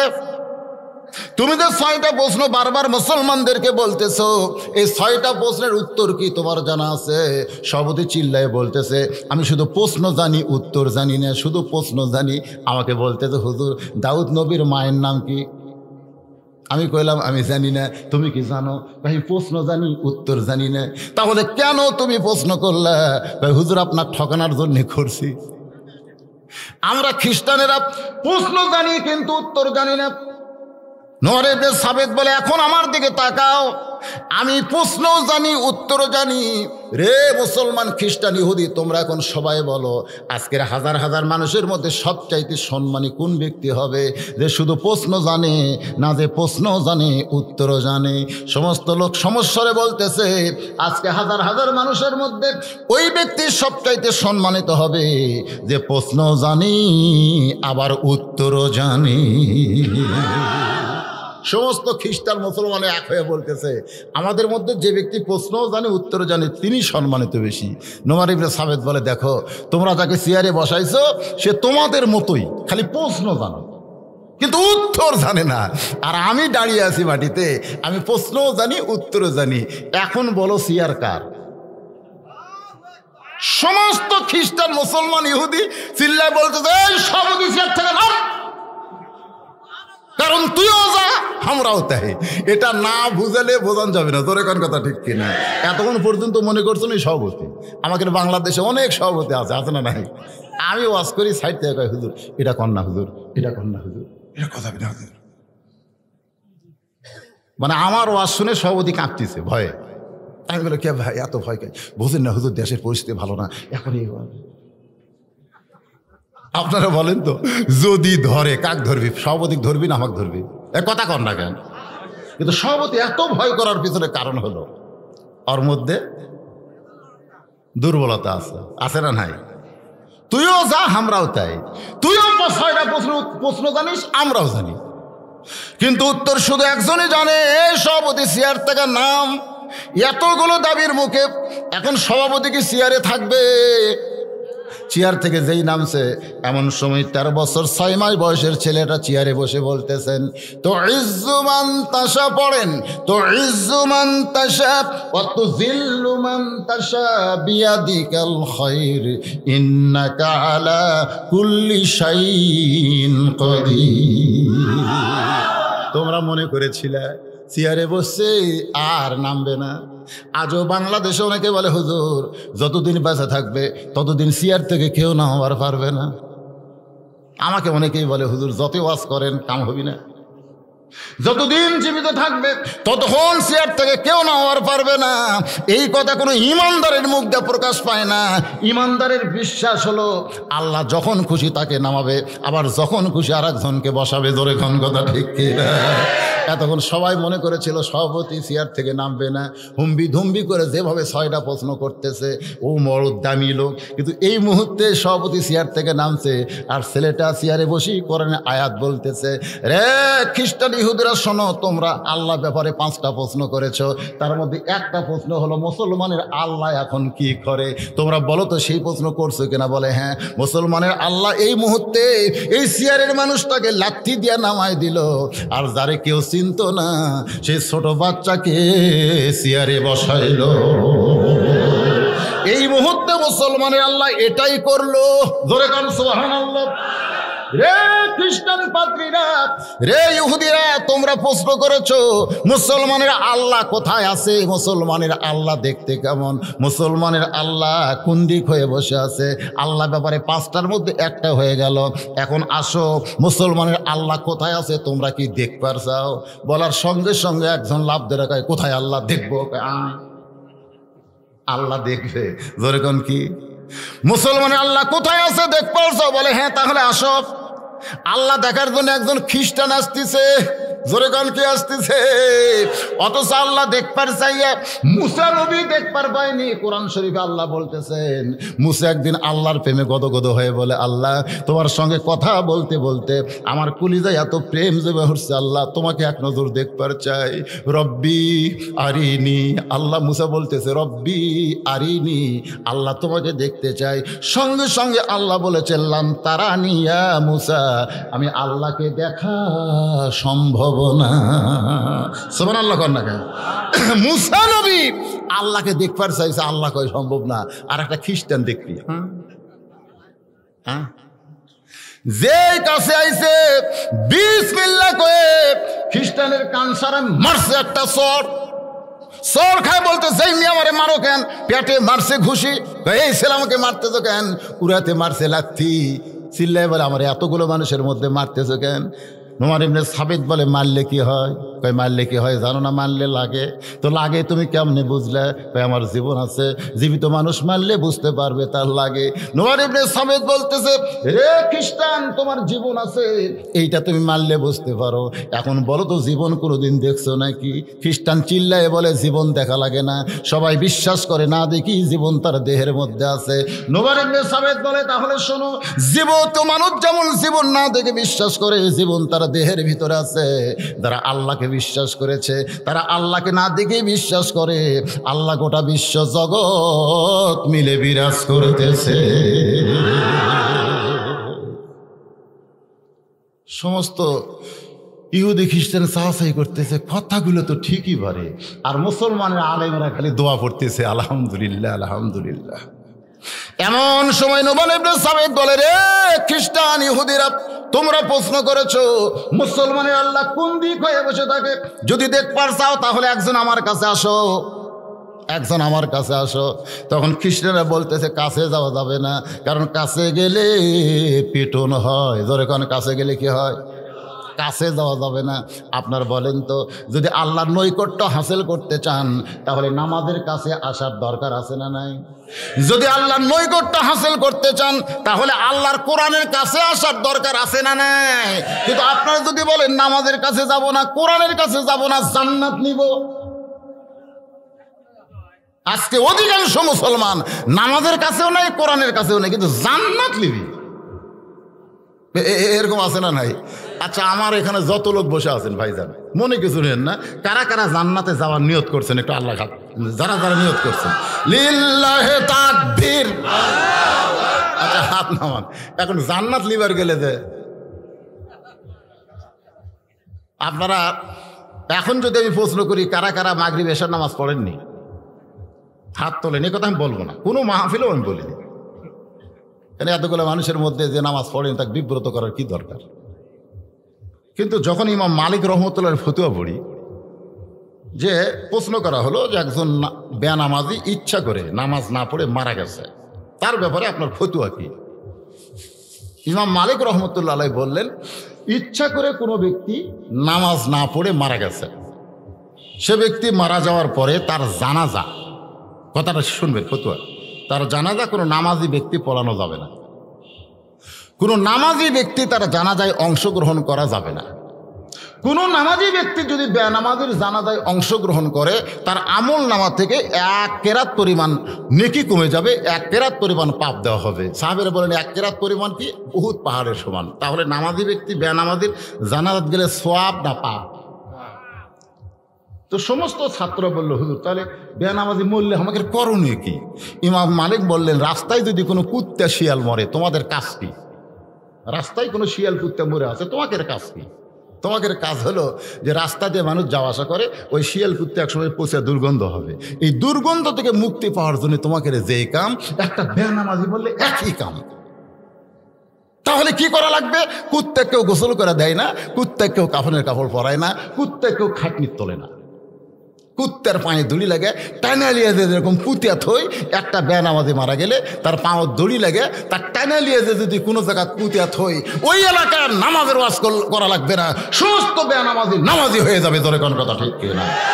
কারণ তারা জানে যে নামাজিরা সজাগ হয়ে গেছে, বেনামাজিকে এখন পুতিয়া থুবি।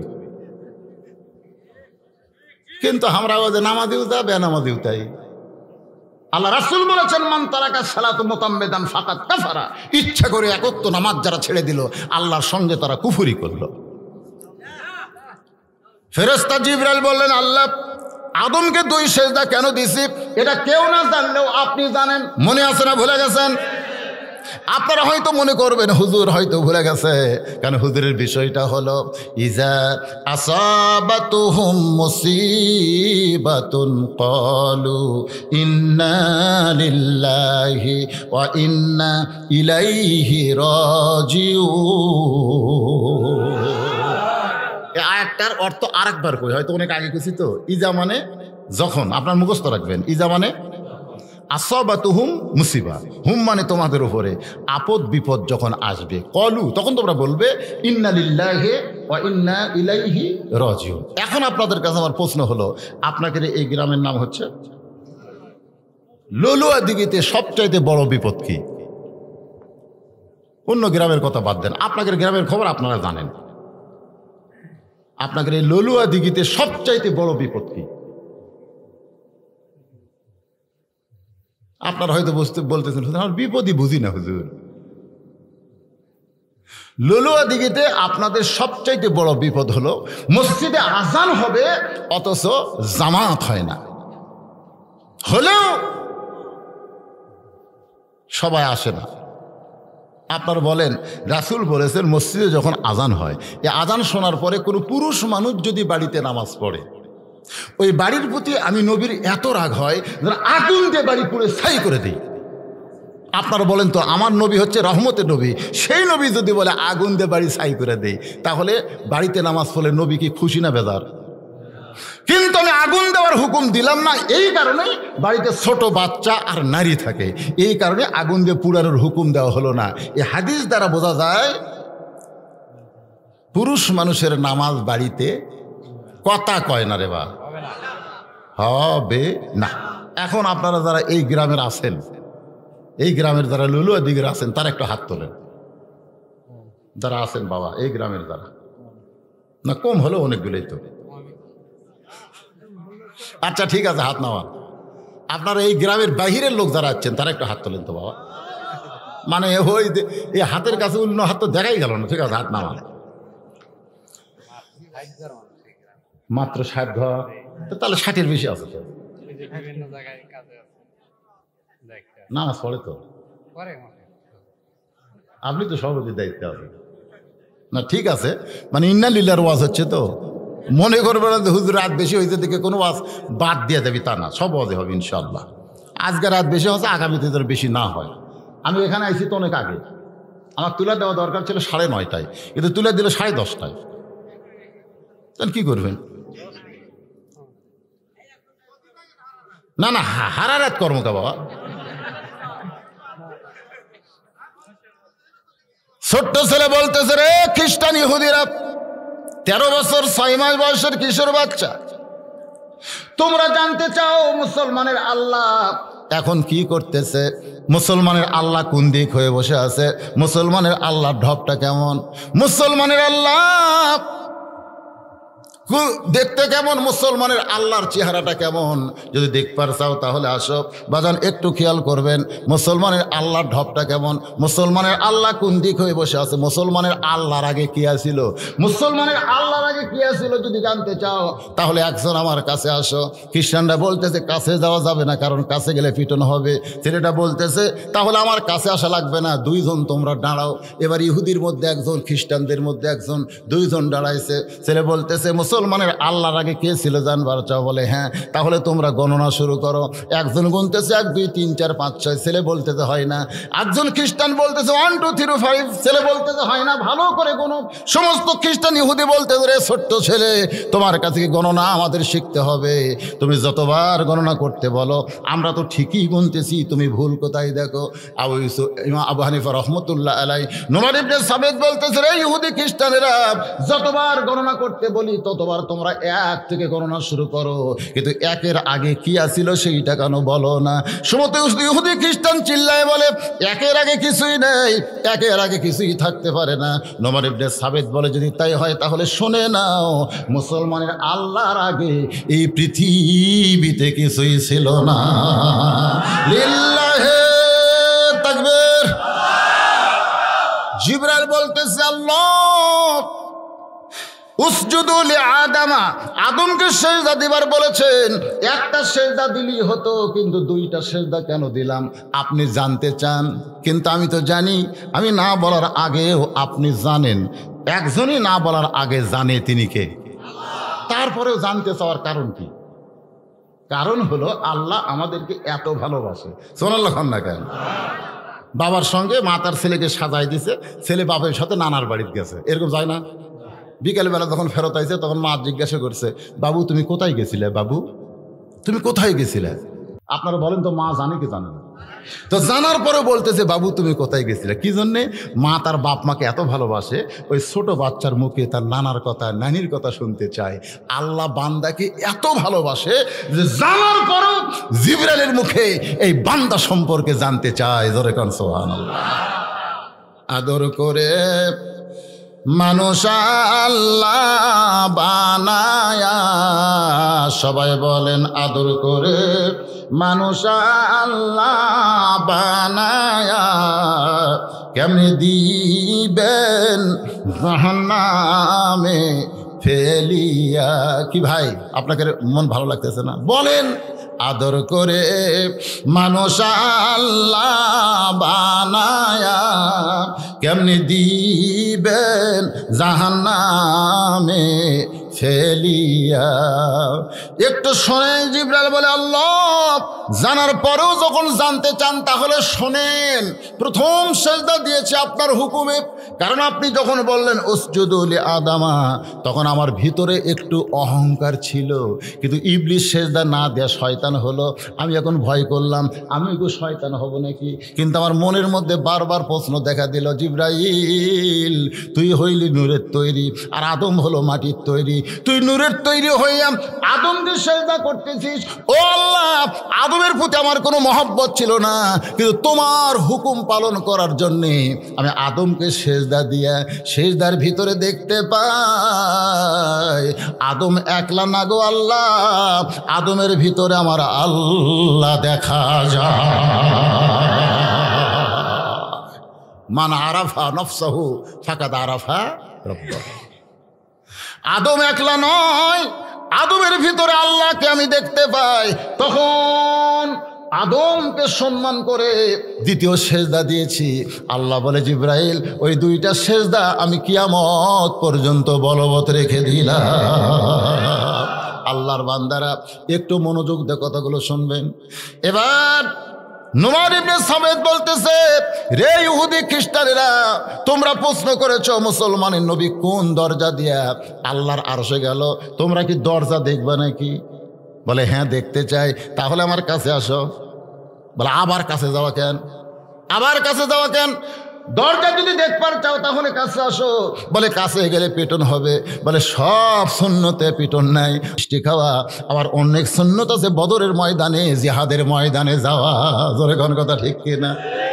সব আমলে কি পিটন আছে? হ্যাঁ, আল্লাহ কোথায় আছে এটা দেখবার দিয়ে পিটন খাচ্ছি। কিন্তু নবী কোন দরজা দিয়ে আল্লাহর বাড়ি গেল, এই দরজা দেখতে পিটন খাওয়া লাগবে না। মিষ্টি খাওয়া কি, মেসওয়াক করা কি, কথা কয় না। আবার উহুদের ময়দানে পিটন খাওয়া। আজকে আমাদের বাংলাদেশে সব সুন্নত চালু থাকলেও বিশেষ করে এই পিটন খাওয়ার সুন্নত চালু নেই। যারা পিটন খায় তাদেরকে অনেকেই অনেক কিছু মন্তব্য করে। ভাইজান, অনেক নেতারা বলে এরা খালি গন্ডগোল করে, এরা খালি গন্ডগোল। এই কথা তো হোসাইনকেও বলেছিল। এজিদের লোকেরা বললো না হোসাইন খামাকা গন্ডগোল করে লাভ কি? দেখেন একই কথা আমাদের বাংলাদেশে। হ্যাঁ, খামাকা গন্ডগোল করে লাভ কি? তোমার নানা বিশ্ব নবী, তোমার বাবা বিশ্ব আলেম, তোমার মা খাতুরে জান্নাত, কি হবে গন্ডগোল করে? বরং তুমি বসে থাকো, আমরা হাদিয়া দেবো, তুমি খাবা।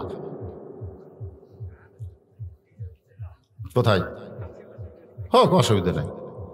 যাই যে মতলবের তাই সেটাই করবে, অসুবিধা আছে? অসুবিধা নেই। কারণ আমরা যারা ওয়াজ শুনি আমরা দুর্বল, ওরা যারা ডিজে বাজায় ওরা সবল। সবল না? একবার যদি বাংলার মুসলমান খেপে যায়, যাত্রা ফাত্রা ডিজে মিজে কুঠি যাবে, কিন্তু খেপবে না তো। খেপবে? চলেন আমরা 10 জন লাঠি নিয়ে যাই, ডিজে আলাদা কুঠি যায় দেখবে। কিন্তু না, কিন্তু না, আমরা দুর্বল। আমরা বলি ইন্নাল্লাহা মা'আস সাবিরিন, ধৈর্যশীলদের সঙ্গে আল্লাহ আছে। সন্তান পানির মধ্যে পড়তেছে, তারপরে বলতেছে ইন্নাল্লাহা মা'আস সাবিরিন। সন্তান সাঁতার জানে না, ওই মরিয়া যাবি। ধরে কোন কথা ঠিক কিনা? ঘরে আগুন লাগছে, ইন্নাল্লাহা মা'আস সাবিরিন, ধৈর্য ধারণ করো। আগুন দিয়ে গোটা বাড়ি পুরো ছাই হয়ে যাবে। আজকে আমাদের সমাজের মধ্যে অন্যায় অপকর্ম চলতেছে, আমরা খালি ধৈর্য ধারণ করতেছি। বাজানকে একটু খেয়াল করেন। এবার ছোট্ট ছেলে বলতেছে এই ইহুদি খ্রিস্টানরা কোন দরজা দিয়ে নবী আল্লাহর বাড়িতে গেছে, যদি দেখবার চাও তাহলে আসো। আমি তোমাদেরকে ওয়াদা দিলাম কিছুই করব না। মুসলমানের ওয়াদা কি? ঠিক ধরে কারণ মুসলমানের ওয়াদা কি?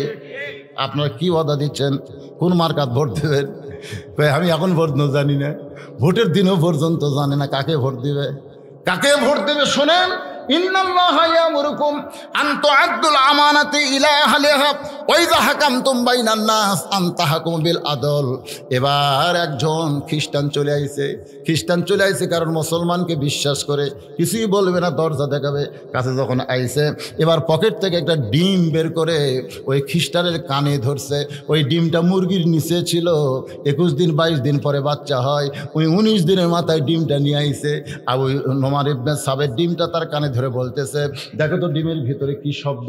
বলে মুরগির বাচ্চা আছে। বলে মুরগির বাচ্চা নাই।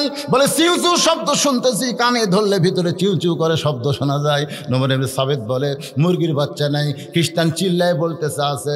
নোমান ইবনে সাবেদ বলে তাহলে দেখো মুরগির বাচ্চা ডিমের মধ্যে কোন দিক দিয়ে ঢুকলো? দরজা তো খুঁজে পাওয়া যাচ্ছে না। তুমি বলো মুরগির ডিমের মধ্যে এই বাচ্চা কোন দিক দিয়ে ঢুকলো? দরজা তো খুঁজে পাওয়া যাচ্ছে না। আমি বিশ্বাস করি না মুরগির বাচ্চা আছে ডিমের মধ্যে। খ্রিস্টান বলতেছে আমি 100 বার বিশ্বাস করি আছে, আমি 100 বার বিশ্বাস করি। ইহুদিরা বলতেছে ডিমের মধ্যে মুরগির বাচ্চা আছে। নোমান ইবনে সাবেদ বলে আমি বিশ্বাস করি না। বলে কেন বিশ্বাস করো না? বলে কোন দিক দিয়ে বাচ্চা ঢুকলো? আমি গোটা ডিমের মধ্যে তো ছিদ্র, দরজা খুঁজে পাই না। সমস্ত খ্রিস্টান বলতেছে ডিমের মধ্যে মুরগির বাচ্চা ঢুকতে কোনো দরজা লাগে না, কোনো জানলা লাগে না। নোমান ইবনে সাবেদ বলে রে কাফের বেঈমানেরা, আল্লাহ নবী আল্লাহর আরশে যাবে, এটা খ্রিস্টান ইহুদি দরজা খোঁজে, কিন্তু মুসলমান দরজা খোঁজে না।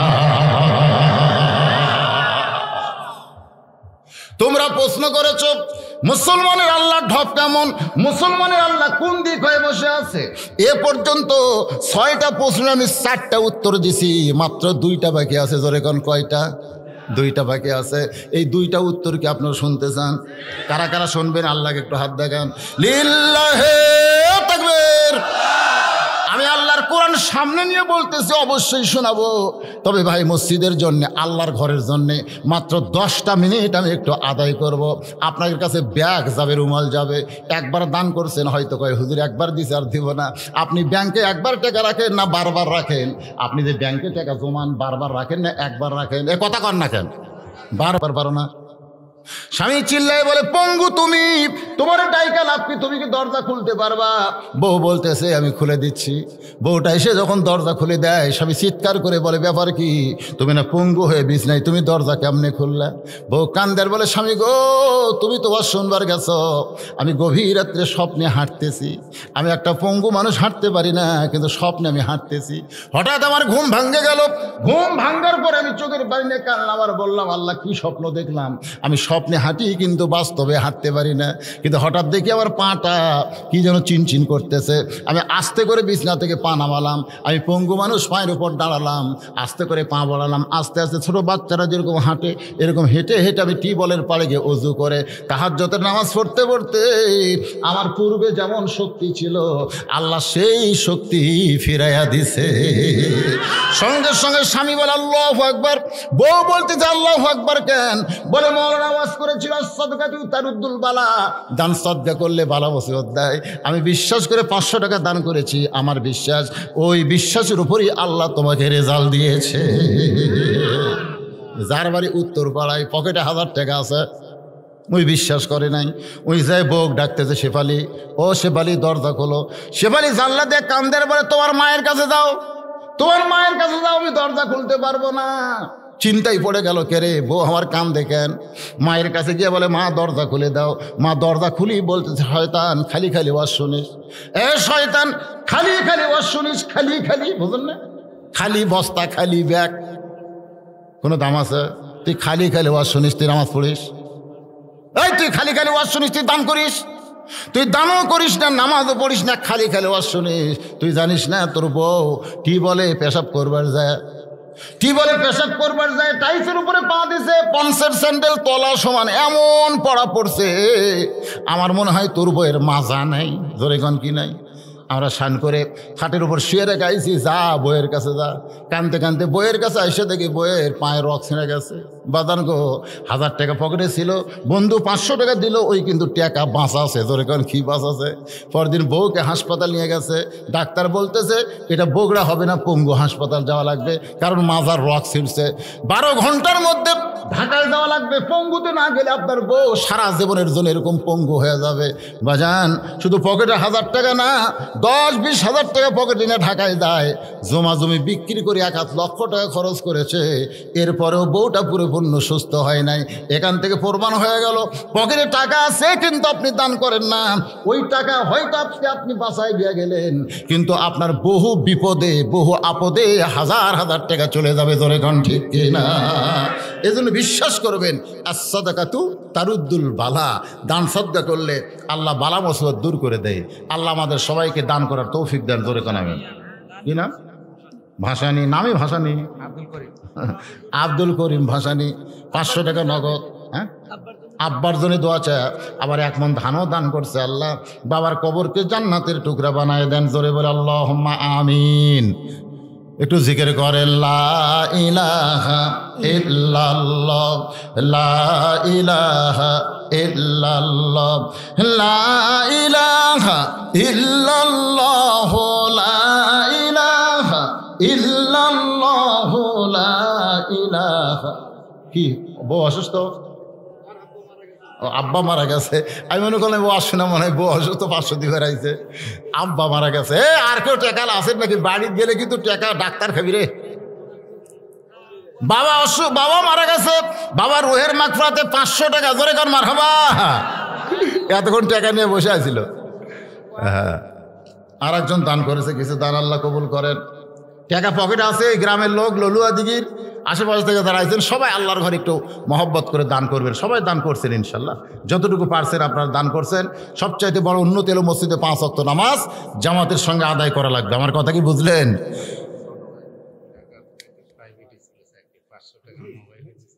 আচ্ছা ঠিক আছে। ওনার ছোট ভাই ঢাকায় থাকে, চাকরি করে, প্রাইভেট চাকরি করে। উনি 500 টাকা ওনার মোবাইলে দিচ্ছে। দোয়া করে আল্লাহ কবুল করেন।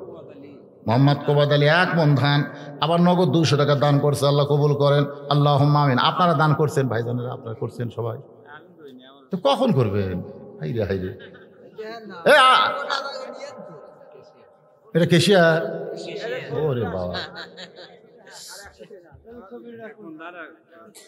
লিল্লাহে তাকবীর। মসজিদের কেশিয়ার ভাইয়ের নাম কি? মোহাম্মদ রেজাউল করিম 1000 টাকা এবং নগদ 1000 বাকি 1 মণ ধান আল্লাহর ঘরে দান করছে, আল্লাহ কবুল করেন। এ কেশিয়ার ছাড়া আর কি আছে? মসজিদের সদস্য কারা? হ্যাঁ, মসজিদের সদস্য সবাই দিছে? আমার এক ছাত্র মানে খুব অসুস্থ, তো খুব অসুস্থ ছাত্র, শান্ত দোয়া চায়, 500 টাকা দান করেছে। আমরা দোয়া করি আল্লাহ ছেলেটাকে পুরোপুরি সুস্থ করুক, জোরে কোন আমিন। সবাই বল আল্লাহুম্মা আমিন। আল্লাহুম্মা সাল্লি আলা সাইয়্যিদিনা মাওলানা মুহাম্মদ ওয়া আলা আলি সাইয়্যিদিনা শাফিআনা। নবীকে বাসিলে ভালো মুছে যায় হৃদয়ের কালো, ওইখানে জ্বলিবে আলো, সে আলো নয়নে ঢালো। সাল্লাল্লাহু আলা মুহাম্মাদ সাল্লাল্লাহু আলাইহি ওয়াসাল্লাম। সাল্লাল্লাহু আলা মুহাম্মাদ সাল্লাল্লাহু। এবার নোমান ইবনে সাবেত সমস্ত খ্রিস্টান ইহুদিকে লক্ষ্য করে বলতেছে, তোমরা আল্লাহ ব্যাপারে যে 5টা প্রশ্ন করেছিলে তার 3টার উত্তর আমি দিয়েছি। ধরে কোন কয়টার? আর 2টা বাকি আছে। একটা হলো আল্লাহ দেখতে কেমন, আল্লাহ কোন দিক হয়ে বসে আছে। নোমান ইবনে সাবেত এই 2টা প্রশ্নের উত্তর দেওয়ার জন্য পকেটের ভিতর থেকে একটা মোমবাতি বের করে তাতে আগুন লাগায় বলতেছে, রে ইহুদি খ্রিস্টানরা বলো তো এ আলো কোন দিক হয়ে আছে, এ আলোটা কোন দিক? সমস্ত ইহুদি খ্রিস্টান বলতেছে আলোর কোনো দিক নাই, আলো হলো সর্বদিক। জোরে কোন আলোর কি নাই? দিক নাই, আলো হলো সর্বদিক। নোমান ইবনে সাবেত বলতেছে আল্লাহু নূরুস সামাওয়াতি ওয়াল আরদ, আল্লাহ হচ্ছে আসমান এবং জমিনের আলো। এই মোমবাতি জ্বালায় 2টা প্রশ্নের উত্তর একসঙ্গে হয়ে গেল। জোরে সরে বলেন সুবহানাল্লাহ। বাজান গো, এখন আপনাদের আমি একটা কথা বলেছিলাম, এই নলুয়াদিঘি গ্রামের সবচাইতে বড় বিপদ কি? মানুষ মরলে আমরা ইন্না লিল্লাহ বলি, কিন্তু মানুষ মরাটাই আমাদের কাছে বিপদ না। মানুষ মরাটা হলো জান্নাতে দেওয়ার দরজা খোলা। ধরে কোন কথা ঠিক কিনা? ইমাম গাজ্জালি বলেছেন প্রত্যেকটা মুসলমানের জন্যে মৃত্যু হলো একটা যানবাহন, মৃত্যু হলো একটা যানবাহন। মৃত্যু নামক যানবাহনের পিঠে চড়ে কবর নামক জান্নাতের দরজা দিয়া প্রত্যেকটা মুসলমান তাদের আসল ঠিকানা জান্নাতে চলে যায়। তাহলে মৃত্যুটা কোনো কষ্টের ব্যাপার না, মৃত্যু হলো একটা যানবাহন। জোরে কোন মৃত্যু কি? আপনি মৃত্যু নামক যানবাহনের পিঠে চড়ে কবর নামক জান্নাতের দরজা দিয়ে আপনাকে জান্নাতে আল্লাহ নিয়ে যাবে। আল্লাহর বান্দারা, আমরা মানুষ মরলে এই জন্যই ইন্না লিল্লাহ বলি, এই জন্যই ইন্না লিল্লাহ বলি, কারণ ইন্না লিল্লাহর অর্থটা আব্দুল আলিম যেমন বলেছেন, কোন বনেরই পাখি তুমি আইলারে কোন বনে। খুব খেয়াল করবেন, কোন বনেরই পাখি তুমি আইলারে কোন বনে, আবার কোন বনেতে যাইতে হবে পড়ছে নাকি মনে। প্রত্যেক দিন আপনি খেয়াল করবেন, হাটে যাচ্ছেন, তাড়াত যাচ্ছেন, সলঙ্গা যাচ্ছেন, আপনি কোথাও যাচ্ছেন না, আপনি হেঁটে হেঁটে আপনার হায়াতকে অতিক্রম করে আপনি মৃত্যুর দিকে হাঁটতেছেন। জোরে কোন কথা ঠিক কিনা? প্রত্যেকটা ধাপে ধাপে আমাদের শিক্ষা আছে, প্রত্যেকটা নিঃশ্বাসে। আল্লাহ রাসূল কিন্তু সাহাবীদের বললেন, তোমরা বলো সাহাবীরা, মৃত্যু তোমাদের কাছে কত নিকটে? মৃত্যুকে তোমরা কত নিকটে মনে করো? একজন সাহাবী বললেন, রাসূলুল্লাহ, ফজরের সময় সূর্য উদয় দেখলাম, ফজরের পরে সূর্য উদয় দেখলাম, ওই সূর্য অস্ত দেখা পর্যন্ত আমি বাঁচবো কিনা, এর চাইতেও মৃত্যুকে নিকটে মনে করি। ফজরের সূর্য দেখেছি, বিকালবেলা সূর্য অস্ত যাওয়া দেখতে পারবো কিনা, এর চাইতেও মৃত্যুকে আমি নিকটে মনে করি। আল্লাহ রাসূল বললেন, সাহাবী, তুমি তো মৃত্যুকে অনেক দূরে রেখেছো। একজন সাহাবী বললেন, রাসূলুল্লাহ, ফজরের নামাজ পড়ার পরে জোহরের নামাজ পড়তে পারবো কিনা, এর চাইতেও মৃত্যুকে আমি নিকটে মনে করি। আল্লাহ রাসূল বললেন, সাহাবী তুমি তো মৃত্যুকে অনেক দূরে রেখেছো। একজন সাহাবী বলে, রাসূলুল্লাহ 2 রাকাত নামাজের নিয়ত করলাম, 2 রাকাত নামাজের নিয়ত করলাম, 1 রাকাত পড়ার পরে আর 1 রাকাত পড়তে পারবো কিনা, এর চাইতেও মৃত্যুকে আমি নিকটে মনে করি। আল্লাহ রাসূল বললেন, তুমি মৃত্যুকে অনেক দূরে রেখেছো। একজন সাহাবী বলে, রাসূলুল্লাহ 1 রাকাতের মধ্যে 2টা সেজদা আছে, একটা সেজদা দেওয়ার পরে আর একটা সেজদা দিবার পারবো কিনা, এর চাইতেও মৃত্যুকে আমি নিকটে মনে করি। আল্লাহ রাসূল বললেন, তুমিও মৃত্যুকে অনেক দূরে রেখেছো।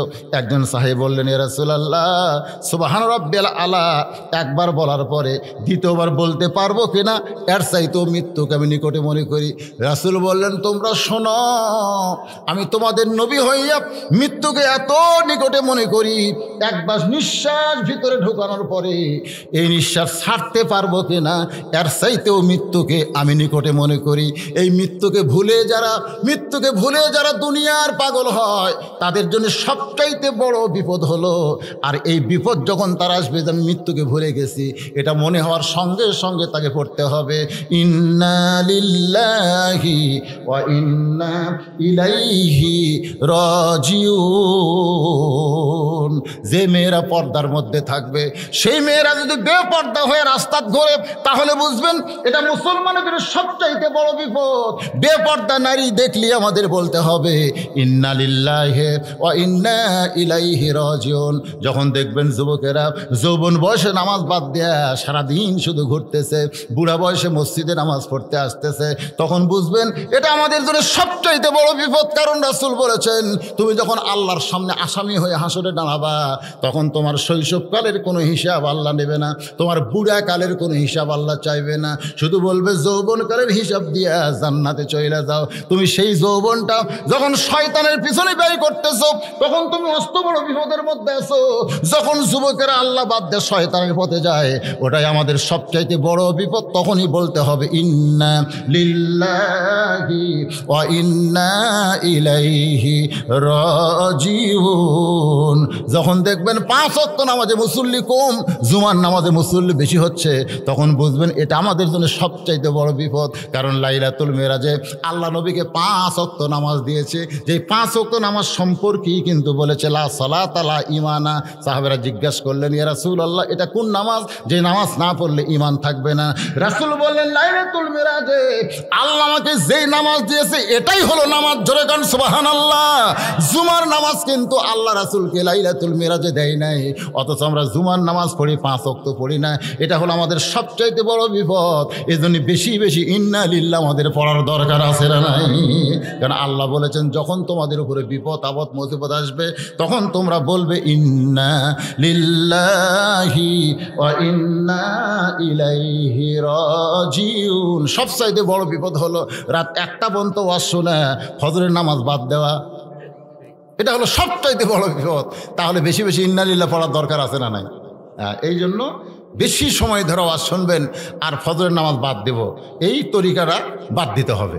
আপনারা দরকার হলে রসুলপুরি পীর সাহেব যেরকম রাত 10টা 11টার মধ্যে ওয়াজ শেষ করে, চরমনাই হুজুর যেরকম রাত 10টার মধ্যে মাহফিল শেষ করে দেয়, আমাদের সমাজে ঠিক একই অবস্থা করা দরকার। ঠিক কিনা বলেন? ওয়াজও হবে, ফজরের নামাজ জামাতে পড়া যাবে। এই তরিকা আপনারা মানবেন। আল্লাহ পাক আমাদের সকলকে কবুল করুক। সকলে বলে আল্লাহুম্মা আমিন। আস্তাগফিরুল্লাহ রাব্বি মিন কুল্লি জামবি ওয়া তুবু ইলাইহি লা হাওলা ওয়ালা কুওয়াতা ইল্লা বিল্লাহিল আলিয়্যিল আযীম। আল্লাহুম্মা সাল্লি। এই মুরব্বিরা উঠা যান কেন? এই মুরব্বিরা কি কথা রে বারে? মানুষ বলে চামড়া ঢিল হলে আল্লাহর সাথে মিল দেয়, আর একটা মুরব্বী মানুষের উঠে চলে যায়। হতে পারে জীবনের শেষ মোনাজাত, হতে পারে কি পারে না? পারে কি পারে না? কি মনে করতেছেন? এই যে অহংকার, এটা তো শয়তানি। এই মোনাজাত করে কি হবে? এটাই শয়তানি। এতগুলো মানুষ, কার হাত আল্লাহর কাছে পছন্দ, কার হাতের সঙ্গে আমাদের দোয়া কবুল হয়, একটু ওসিলা খোঁজা দরকার। অবতাউ ইলাইহি ওয়াসিলা। আমরা ওসিলা তালাশ করি। আল্লাহ, আমাদের মধ্যে অনেক হাফেজ আছে, আলেম আছে, মুরব্বী আছে, যুবক আছে, কচিকাচা আছে না নাই? তাদের সঙ্গে আমরা হাত তুলবো। আল্লাহ তার হাতের ওসিলায় গোটা মাহফিলকে আল্লাহ কবুল করুক। আসাদ আলী সাহেব 500 টাকা দিচ্ছে। আপনারা যারা দিচ্ছেন নাম বলা লাগবে না, নাম না বললেও দিলেও আল্লাহর খাতায় লেখা পড়বে ইনশাআল্লাহ। দোয়া করে দিলাম ভাই। আল্লাহুম্মা আমিন। আল্লাহুম্মা আনতাস সালাম ওয়া মিনকাস সালাম তাবারাকতা ইয়া যাল জালালি ওয়াল ইকরাম। আল্লাহ গো, কঠিন শীতকে অপেক্ষা করে। তোমার পাগল বান্দা বান্দিরা আরামের বাড়ি আরামের ঘুমকে বাদ দিয়া কোরআন হাদিসের মোহাব্বত কলিজার মধ্যে নিয়ে এই জান্নাতের বাগানে বসে বসে কোরআন হাদিসের আলোচনা শোনার শেষে আমি গুনাহগারের সঙ্গে রহমতের দরজায় ফকির হয়ে দোকানা হাত তুলেছে। মেহেরবানি করে আজকের মাহফিল আমাদের সকলের হিদায়াতের জন্যে, নাজাতের জন্য, জান্নাতের জন্যে কবুল করে নাও। এই মাহফিলের শুরু থেকে শেষ পর্যন্ত যত আলোচনা হয়েছে আল্লাহ, এর মধ্যে যদি ত্রুটি হয়, ভুল হয়, মাফ করে দাও। এর যা হাদিয়া মঞ্জুর করো সোনার মদিনায় নবী পাকের রওজা মুবারকে আল্লাহ কবুল করে নাও। তামাম আম্বিয়ায়ে কেরাম, আসহাবে কেরাম, তাবিঈন কেরাম, তাবা তাবিঈন কেরাম, তামাম পৃথিবীর মাটির নিচে যত মুমিন মুমিন আছে আল্লাহ কবরের মধ্যে আছে আল্লাহ, তাদের সকলের কবরকে জান্নাতের টুকরা বানাও। মাবুদ, আমরা যারা হাত তুলেছি আমাদের মধ্যে জনম দুখনি মা যাদের কবরের ঘরে গেছে আল্লাহ, মেহেরবানি করে মায়ের কবরটাকে জান্নাতের টুকরা কবুল করো। আল্লাহ, আমাদের বাবা আমি সহ যারা কবরের মধ্যে রেখে দিয়েছি আমাদের এতিম বাবার কবরকে আল্লাহ জান্নাতের টুকরা কবুল করো। আমাদের দাদা দাদি, নানা নানা, আত্মীয় স্বজন, শ্বশুর শাশুড়ি যাদের কবরের ঘরে গেছে আল্লাহ মেহেরবানি করে কবরবাসীদের মাফ করে দাও। নলুয়া দিঘির শাহী মসজিদকে আল্লাহ কিয়ামত পর্যন্ত কবুল করো। তোমার এই ঘরকে মহব্বত করে যারা জায়গা দিয়ে নির্মাণ করে কবরে চলে গেছে আল্লাহ, তাদের কবরকে জান্নাতের টুকরা বানাও। এখনও যারা মসজিদে সহযোগিতা করে, আজও যারা হাজার হাজার টাকা দান করলো, এমনকি 10টা টাকা হলেও যারা দান করেছে তোমার ঘরে আল্লাহ, সকলের দানগুলোকে জান্নাতের বিনিময় হিসাবে কবুল করে নিও। মাবুদ, যারা কষ্ট করে মেহনত করে এত সুন্দর মাহফিল করেছে আল্লাহ, তাদের সকলকেই তুমি কবুল করো। মসজিদ কমিটির সভাপতি, মসজিদ কমিটির সহসভাপতি, সেক্রেটারি, কেশিয়ার সদস্য, ইমাম, মুয়াজ্জিন, মুসল্লি আল্লাহ সবাইকে তুমি কবুল করে নাও। মাবুদ, আজকের মাহফিলের সম্মানিত সভাপতি, প্রধান অতিথি, বিশেষ অতিথিবৃন্দ আল্লাহ সবাইকে তুমি মাফ করে দাও। আয় আল্লাহ তাআলা, পর্দার অন্তরালে আমার মা বোনেরা আবিদা সালিহা পর্দানিশি কবুল করে মা ফাতেমার চরিত্র দান করে দাও। আমাদের মধ্যে আমরা যারা অসুস্থ আছি আল্লাহ সুস্থ করে দাও, অভাবকে মোচন করে দাও। মাঠে ময়দানে যে আবাদগুলো করে তোমার বান্দারা রহমত বরকত দান করে দাও। আয় আল্লাহ তাআলা, আজকে যারা যে নিয়তে নগদে বাকিতে দান করেছে আল্লাহ সকলের দানগুলোকে জান্নাতের বিনিময় হিসাবে কবুল করে। যেদিন মৃত্যু হবে দিনটা যেন জুমার দিন হয়, মাসটা যেন রমজান মাস হয়। ইমানের সাথে ইজ্জতের সাথে এই দুনিয়া থেকে বিদায় নেওয়ার কালে আমাদের জবানে জারি করে দিও লা ইলাহা ইল্লাল্লাহু মুহাম্মাদুর রাসূলুল্লাহ।